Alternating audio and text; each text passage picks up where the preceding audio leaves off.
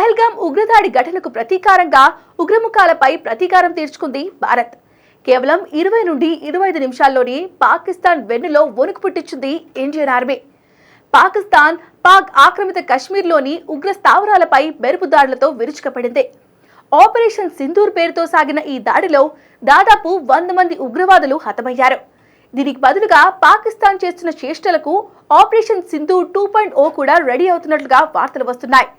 ప్రస్తుతానికి ప్రపంచమంతా ఆపరేషన్ సింధూర్ గురించి చర్చించుకుంటుంది.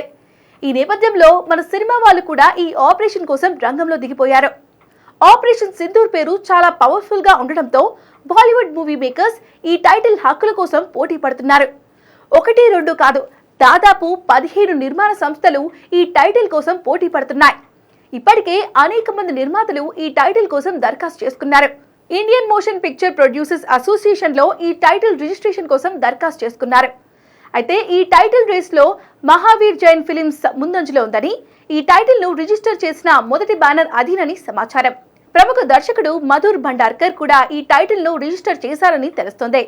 అలాగే ప్రముఖ బ్యానర్లు జీ స్టూడియోస్, టీ సిరీస్ ఈ టైటిల్ రేస్ లో ఉన్నాయి. మరి ఫైనల్ గా ఈ టైటిల్ ఎవరికి దక్కిందో చూడాలి.